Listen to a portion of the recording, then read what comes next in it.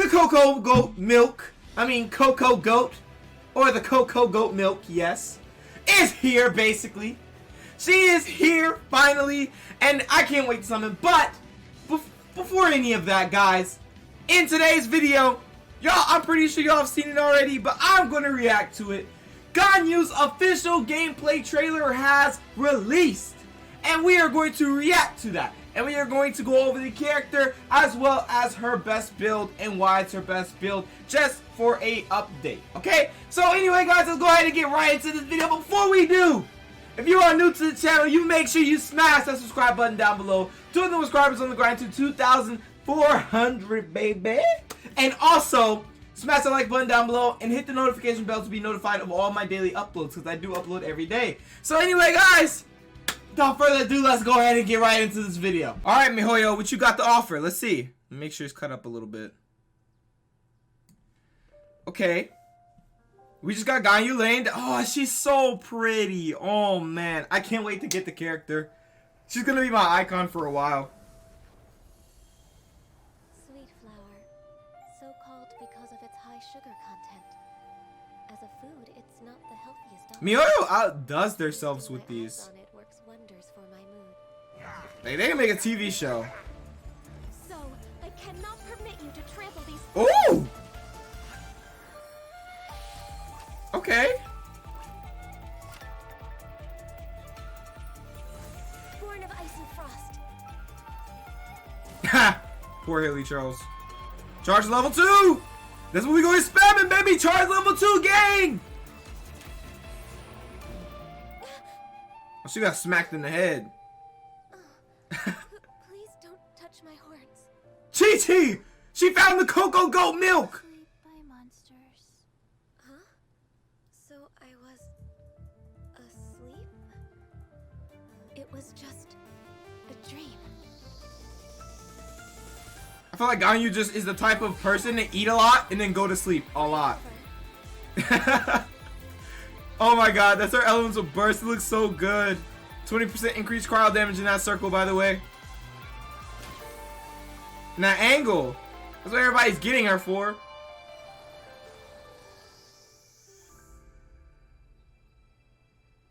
I'm telling you, every gameplay trailer from Genshin is just insane. Absolutely, how they advertise their characters and promote their characters, I feel like is the best way to do it. Especially, this is a gacha game, guys. You have to remember, this is a whole gacha game, and they're promoting characters like this. This looks extremely, extremely good, and I really respect it. I really love it, and I really am so excited for Ganyu. I literally can't wait. I'm about to like literally go broke, but it's okay because it's gonna be worth it. We have our build ready. We have everything ready. So anyway, without further ado, let's go ahead and go over this unit for to summarize her and whatnot, and also go over her build. You can, you know, opt for if you want, depending on how you want to play Ganyu, depending on that and whatnot. So anyway, let's go ahead and get right into it. Okay, here we have Ganyu, guys. As you can see, you already know what she is. She still does, her stat progression is still crit damage, guys. Remember, she's 38.4%, which sets her up for a lot of crit rate builds. Currently, what I have built on my Ganyu is a, not a crit rate build, but a crit damage build. I have tons of crit damage build for the fact that, the 4-piece Blizzard Strayer set literally opts for this right here. Let me show you. The 4-piece Blizzard Strayer set gives you not only the 2-piece bonus for cryo damage, plus 15%, but also gives you a 4-piece bonus. When a character attacks an enemy affected by cryo, their crit rate is increased by 20%. If the enemy is frozen, the crit rate is increased by an additional 20%. So if you have a freeze comp, you have 40% additional crit rate just from this 4-piece bonus. But then you have to remember also, guys, that her passive gives her an additional 20% after using a Frostflick arrow. So once you use the first one, the next one has a increased crit rate of 20% for 5 seconds, meaning you have like what, 5 seconds plus if they're affected by a cryo, plus if they're frozen, 60% crit rate for 5 seconds basically. Or and then you'll have, okay, so you'll have 60% crit rate for 5 seconds. Once the 5 seconds goes down, you'll have 40% until they're not affected by cryo anymore. And if they're not frozen anymore, then you only have 20% unless you proc for the same passive again by shooting another Frostflick arrow. So basically, she's a crit rate machine. You don't need to really build crit rate on her, but it is nice to have crit rate on her if you want, depending on what you run, because you also can run this. This is the Wanderer's Troop set. The reason I say you can run this is because right here, not only does a 2-piece bonus give you, you know, increased elemental mastery by 80, it's good to have elemental mastery because on Ganyu, like I said, having a melt comp is extremely good. So doing more additional melt damage from the reaction getting boosted from elemental mastery would be pretty beneficial. But this is where it really shines, the 4-piece bonus from increasing the charge attack damage by 35% to a bow character or a catalyst character, right? So why does that really shine so much on Ganyu? It shines so much on Ganyu is because of her charge level 1 and charge level 2. And her charge level 1 fires off an icy arrow that does cryo damage. That's not where it's really at. The charge level 2 is where it's at. Fires off a frostfake arrow that deals cryo damage. The frostfake arrow blooms after hitting its target, dealing AoE damage. And at level 10, as you can see, the frostfake arrow does 230, and then the frostfake bloom damage does 391. So it's going to do a ton of damage just from shooting one charge level 2. It's going to be insane. The tons of damage do AoE cryo damage as well. But this is why it's good. It's going to increase that by 35%. And also realize if you have a crit damage build on your 4-piece Wanderers, like full, well, honestly, what I feel like you should opt for if you play the Wanderers is you should opt for a crit rate on your logos, 100%. And basically, after you get that crit rate, you want to opt for cryo on your goblet, and you want to opt for attack percent on your sands, right? So honestly, I feel like the reason you should go for crit rate is because of the fact of how this is going to work for her. Because she's not going to have the 4-piece Blizzard bonus where it basically gives you crit rate automatically. You don't have to build for it. You really want to opt for crit rate on the crown for the fact that you're not going to have any if you don't. Or if you have a weapon that has crit rate, that would be good. But basically, yeah. So this right here will be extremely beneficial for having like 150 or 160, 180% crit damage. And then like, you know, 40, 50% crit rate. And then you'll just smack with these charge attacks. And not only that, if you hit a weak point, it doesn't matter what your crit rate is, you're always going to crit 100% with a bow user. So go ahead and keep that in mind for sure. So this right here, you got the 4-piece damage, the 4-piece bonus. Even if you don't have crit rate, you want to go for a full crit damage build, and you go like what, 200% plus crit damage. You just want crit damage, right? Then you hit for a weak point. That charged attack damage is increased by 35%, right, guys? And then it's going to have tons of crit damage, and it's going to have a 100% chance of critting because you're hitting a weak point. Or if you just build her off of a type of crit rate build, then you're going to just 100% crit. So I feel like definitely this can work with her if you want a really, really strong charge attack damage. I'm going to test this out as well. But right now, what we're going to be testing out, and when she comes out, it's going to be the 4-piece Blizzard Strayer set to see exactly how good this is on the character. Because I feel like it's going to be a really, really good asset to her. But we'll also be trying the Wanderer's Troop set because of the increased damage. I want to see if we could definitely nuke. We maybe be able to do some big numbers with this right here. So we're definitely going to check that out. But until then, we're going to try the Blizzard Strayer set for the first video of her showcase.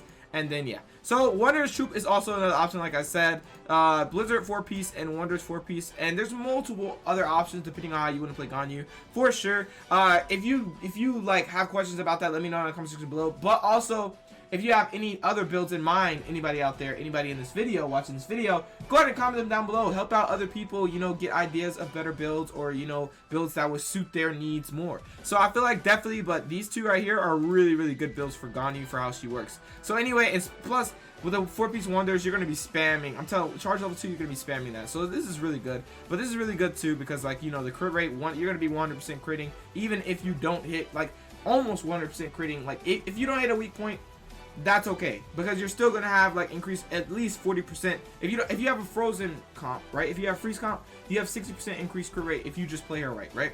So I feel like definitely this right here is going to be consistent even without hitting weak point. But if you have this build and you don't like hitting weak point a lot, then you should probably opt for building with the crown as crit rate and have as much crit rate as you can. So anyway, like I said, well, you want crit damage as well, don't forget. As I was saying though, she does have charge level 1 and charge level 2, which does a considerable amount of damage. It's actually insane. So I really, I'm not going to lie to you guys, I feel like this character is going to be extremely good. I can't wait for her to come out. But anyway, we have Trail of the Keelan, guys, which is her elemental skill. She just taunts enemies basically. And this is based off her max HP. This is good for her, for the fact that she's going to be, like I said, doing this charge level 2 this whole time.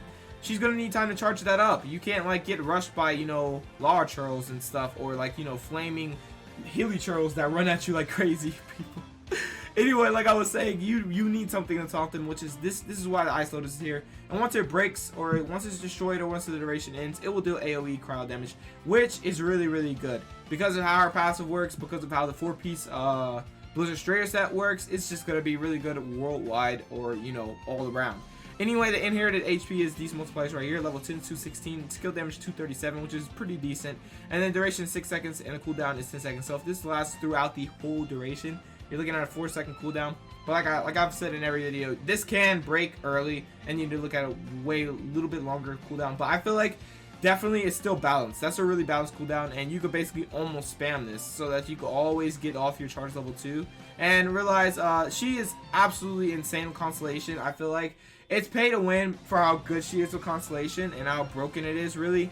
But like, we're not gonna talk about that. We're not, because like nobody's going for Constellation. I'm not even going for Constellation because I don't have enough money for that. Anyway, we have the Celestial Shower. She coalesces atmospheric frost and snow to summon the Sacred Cryo Pearl, which we have saw in the video just now. That exercises evil during its ability's duration. The Sacred Cryo Pearl will continuously rain down shards of ice, striking opponents within an AoE and dealing cryo damage. Now, this is really good because of the damage over time it does, and it lasts for 15 seconds, and the cooldown is 20, and the energy cost is 60. And I'm pretty sure while you're doing charge level 2s the whole time, you're going to be gaining energy particles back extremely fast, similar to how Child works. But like I was saying, the duration 15 seconds. Why is that so good? It's because of this passive right here. Celestial Shower grants a 20% increased cryo damage bonus to the active party members in the AoE. This lasts for 15 seconds, so while you're in that circle for that 15 seconds, you're gonna have increased 20% cryo damage bonus. So basically, you want to get this as much as possible, right? So that you can be in that circle, get more of the cryo damage bonus, and then like, you know, add that to your cup that has cryo damage bonus. Add that to, you know, all your crit damage that you have, weak points you're gonna hit, all the crit rate you're gonna have from, you know, proccing the 4-piece as well as the passive of Ganyu. It's just gonna be absolutely nerve-wracking and insane. This was just a summarizing video of really how she works and how she's gonna be insane and a really good unit, I feel like. And this is our live version, so all this information is basically accurate. So once she comes out, this is what we're gonna have, and I can't wait. We are literally looking at what? We have one more day. Tomorrow, she is going, well, today, because, you know, this video is being, you know, pre-recorded. So today, she's going to be out there, and she's going to be able to be summoned. Jesus Christ, this is going to be insane. So anyway, guys, that's really about it for this video. I really wanted to just summarize the character, go over the character, show you her video, which was insane, guys. Absolutely nerve-wracking. I can't wait for this unit. And I can't wait to see what numbers we can do with 200% plus crit damage. And that's going to be fun. Because if you didn't see, guys, I got really lucky on my crit damage pools. So I got like a lot of crit damage on my substats and a lot of crit damage on my main, you know, artifact that has crit damage to my crown. So it's going to be really good. We'll see exactly how this goes, and we'll see how much we can do. But yeah, that's really about it for this video. Thank you for everybody that came out to watch this video. And I hope you are ready for Ganyu, because she is on the way, guys, for sure. Well, if you're summoning her, I recommend, if you're a free-to-play player, do not let this video tempt you. If you are saving for Zhao or Hu Tao, you should keep saving, because those units are extremely good. I feel like they're going to offer a little bit more than Ganyu, because Ganyu does have downfalls because of how she has to use her bow and how she works, but I still want her because she's the Cocoa Goat Milk. Okay, so anyway, guys, thank you for watching this video, and I hope you did enjoy. If this video gave you some insight on how you should build your Ganyu if you are getting Ganyu, please leave a like down below and comment down below how you're going to build your Ganyu and why you're going to build your Ganyu that way. So anyway, guys, thank you for everybody who came out to watch this video, and I will catch you guys in the next one. Make sure you sub by hitting that subscribe button down below. Join the subscribers on the grind to 2,400. And also make sure to smash the like and hit the notification bell to get notified of all my daily uploads. But anyway, I will see you guys in the next video. Peace out.